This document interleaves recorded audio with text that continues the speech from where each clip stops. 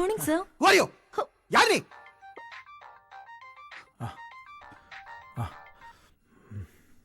Hello dot. Gautham, நான் daddy பேசுறப்பா. சொல்லுங்க daddy. நீ ஹனிமூன் போனப்போ உனக்கு ஒரு செக்ரட்டரி நியமிச்சேன்ப்பா. ரொம்ப பிரில்லியண்டான கேர்ள்பா. நம்ம கம்பெனிக்கு ரொம்ப யூஸ்ஃபுல்லா இருப்பா. சுவேதான்னு பேரு. எம்காம் படிச்சிருக்கா. Okay daddy. உனக்கு நல்ல ஹெல்ப்ஃபுல்லா இருப்பாப்பா. ஹனிமூன்ல பிஸியா இருப்பேன்னு உனக்கு செக்ரட்டரி நியமிச்சேன். பாத்துக்கோ. Okay daddy. போன் வச்சிரவா? வச்சிருங்க. Sir. You're Swetha. Yes sir. M Com படிச்சிருக்கீங்க. Yes, sir. உங்களை பத்தி எல்லா டீடைலும் டாடி சொல்லியிருக்காரு. அப்படியா? சொல்லுங்க.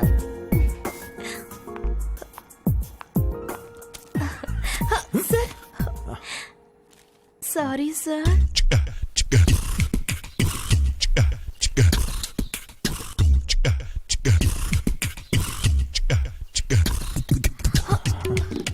Sorry sir.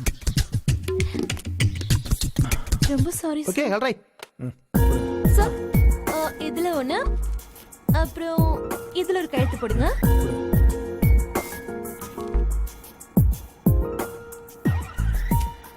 சார், நீங்க வெளியூர் போனதுக்கு அப்புறம் sales profit 1 crore sir. Wow, நீங்க வந்ததுக்கு அப்புறமா ஒவ்வொரு மனுஷனும் தப்பான சூழ்நிலையில தான் தவறான மனுஷனா மாறுறான். ஆபீஸ்ல டென்ஷனா இருந்தப்போ அன்னைக்கு தான் சுவேதாவை சந்திச்சேன். ஐஸ்வர்யா மேல இருந்த ஆசையெல்லாம் சுவேதா மேல மாறிச்சு.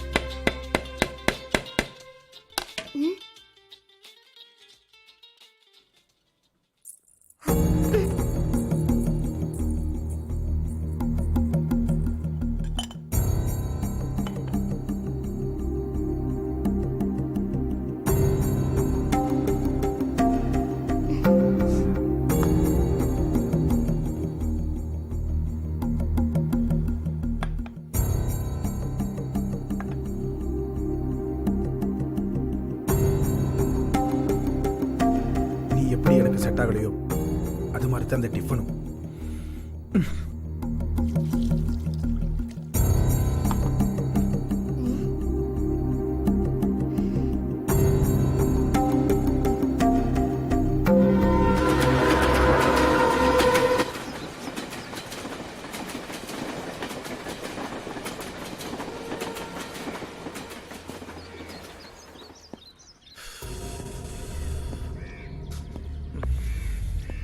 என்னங்க இப்பவே இதெல்லாம் பண்ணணுமா?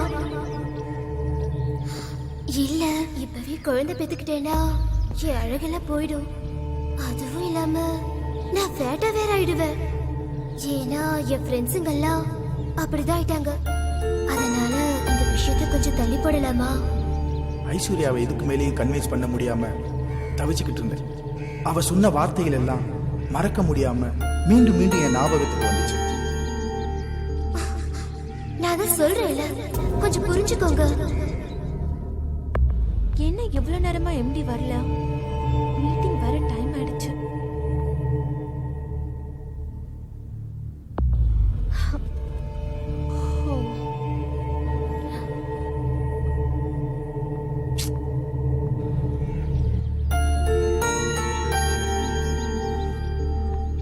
Morning sir. சார், பாம்பேல இருந்து பிசினஸ் மேன் வந்திருக்காங்க. ஆல்ரெடி 1 மணி நேரம் வெயிட்டிங் சார். சார், இந்த மீட்டிங் சக்சஸ் ஆச்சுனா 1 crore profit sir. Meeting cancel பண்ணு. சார், என்ன சார்?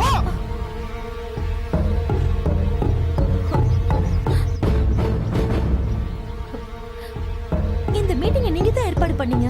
இப்போ நீங்களே கேன்சல் பண்ண சொல்றீங்க. என்ன சார் ப்ராப்ளம்? சார், உங்க பர்சனலா இருந்தா கேட்டதுக்கு மன்னிச்சிருங்க. அதைத்தான் எப்படி உன்கிட்ட சொல்றதுன்னு.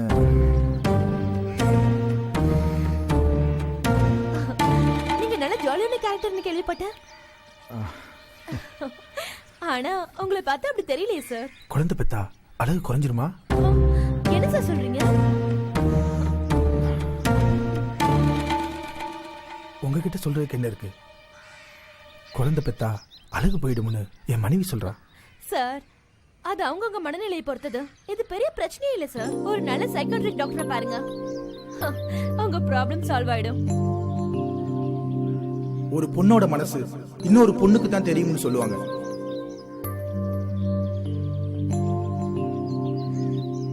இந்த பிரச்சனைக்கு விடை தெரியணும்னு சுவேதா கிட்ட எதை பத்தி யோசிக்காம உடனே கேட்டேன்.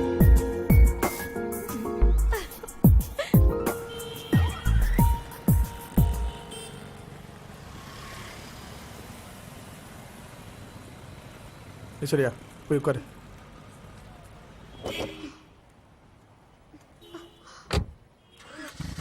டிரைவர் வண்டி எடுப்பா.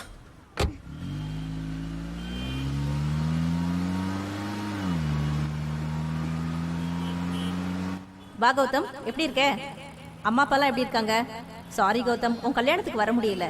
ஒரு ஆப்ரேஷன் விஷயமா அமெரிக்கா போயிருந்தேன். அப்புறம் சொல்லு. அது வந்து டாக்டர், என் ஒய்ஃபை நைட் அப்ரோச் பண்ணும்போது ஏதேதோ காரணம் சொல்லி தட்டி கழிக்கிறா. அதுவும் இல்லாமல் அழகு குறைஞ்சிடும், ஃபேட் ஆயிடுவேன்னு ஃபீல் பண்ணுறா. டாக்டர், எங்களுக்குள்ள அது அது நடக்கவே இல்லை டாக்டர். உன் ஒய்ஃப் வந்திருக்காளா? அவள்கிட்ட நான் ஒரு 5 நிமிஷம் தனியா பேசுறேன், அவளை வர சொல்லு. இல்லை டாக்டர், நான் எவ்வளோ எடுத்து சொல்லிட்டேன், அவள் கேட்க மாட்டேங்கிறா. நீங்கள் கொஞ்சம் எடுத்து சொன்னீங்கன்னா எங்கள் குடும்ப வாழ்க்கை சந்தோஷமா இருக்கும். Gautam, no problem Gautam. உன் ஒய்ஃபை வர சொல்லு, நான் பேசி பார்க்கிறேன். ஹலோ ஐஸ்வர்யா, எப்படி இருக்க? நல்லா இருக்கேன். உட்காரு. நான் யார் தெரியுதா? கௌதமோட ஃபேமிலி டாக்டர். என்ன ப்ராப்ளம் உனக்கு? எதுவா இருந்தாலும் தயங்காம என்கிட்ட சொல்லு, நான் கிளியர் பண்றேன். என்ன ஐஸ்வர்யா, ஏன் ஃபீல் பண்ற? உனக்கு ஏன் கௌதமோட ஒத்து போக மாட்டேங்குது? அவன் ஒன்றும் அப்படி முரட்டு பையன்லாம் இல்லையே.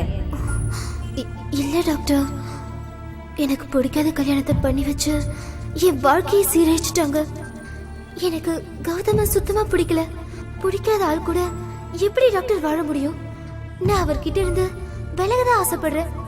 அவர் கூட வாழ ஆசைப்படல டாக்டர். அவருக்கு அவர் வாழ்க்கை முக்கியம், எனக்கு ஏன் வாழ்க்கை முக்கியம். இங்க 2 பேருக்கு நடுவுல இருக்கிறது இந்த தாலி மட்டும்தான். இந்த தாலி விலகணும் தான் நான் ஆசைப்படுறேன் டாக்டர். வாட் நான்சென்ஸ், என்ன பேசுற? இடியட் மாதிரி பேசுற. ஒரு பொண்ணுக்கு கழுத்துல தாலி ஏறிச்சுன்னா அது ஒரு தடவை தான். நீ புரிஞ்சுதான் பேசுறியா இல்ல புரியாம பேசுறியா? இல்ல டாக்டர், நான் முடிவு எடுத்ததுதான். இவர் விட்டு எப்ப விலகுறேனோ அதுதான் என் வாழ்க்கையில எடுத்த சந்தோஷமான முடிவு. சோ இதான் உன்னோட ப்ராப்ளம் இல்லையா? ஐஸ்வர்யா, எல்லாருக்கும் வாழ்க்கை நினைச்சபடியே அமையறது இல்ல. அப்படி அமைஞ்சிட்டா அது கடவுள் செயல். கௌதம், உன் ஒய்ஃப் கிட்ட நான் பேசி பார்த்துட்டேன். அவளால 4-5 குழந்தை பெத்துக்க முடியும். பட் அவளுக்கு ஃபர்ஸ்ட் ஃபீலிங் உன்கிட்ட அவ ஷைனஸா ஃபீல் பண்றா. அவளை நீ பக்குவமா ஹேண்டில் பண்ணினா போக போக சரியாயிடுவா. So nothing to worry, feel பண்ணாத கௌதம். எல்லா பெண்களுக்கும் வர்ற அந்த ஃபர்ஸ்ட் நைட் தயக்கம் தான். சின்ன பொண்ணு இல்லையா, போக போக நீ தான் அவளுக்கு எல்லாம் பக்குவமா எடுத்து சொல்லணும் கௌதம். ஓகேவா? Okay doctor. டாக்டர் என்ன சொன்னாங்க? ஒன்னு சொல்லல.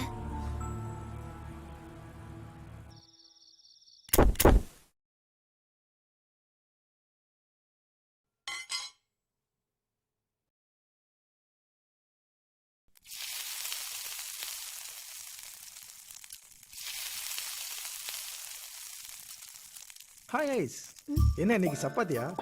சாஃப்டா இருக்கு. குட்.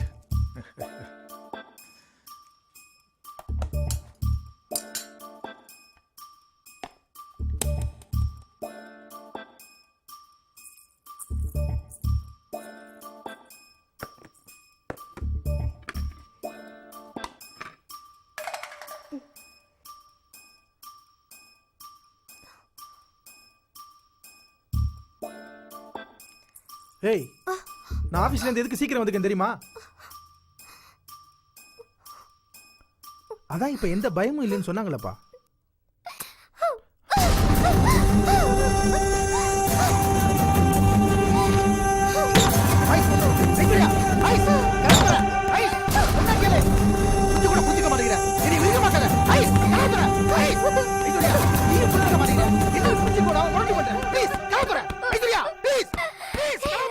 முடியாது.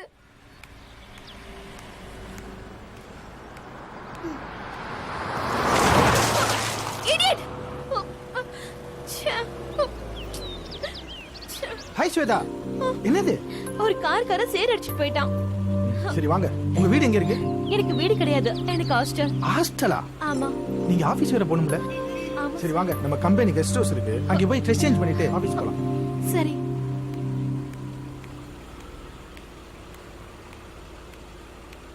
ப்ளீஸ்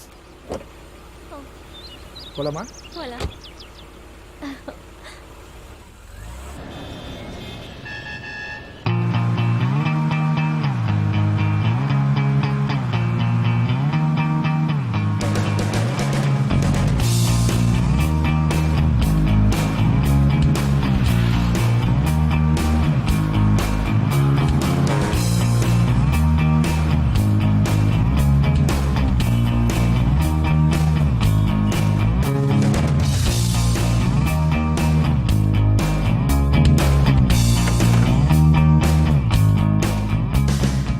ஐஸ்வர்யா என்னோட பாதையை எனக்கே தெரியாம கொஞ்சம் கொஞ்சமா மாற வழிவகுத்தா. நான் என்ன பண்ணுவேன்? ஸ்வேதாவுக்கு ஹெல்ப் பண்ண போய் அந்த ஹெல்ப் எனக்கே வடிகால் அமைஞ்சிருச்சு. நானும் மனுஷன் தானே. சாரி ஸ்வேதா, என் உணர்ச்சி அடக்க முடியாம அதை உங்ககிட்ட காட்டிட்டேன். என்னை மன்னிச்சிடு ப்ளீஸ்.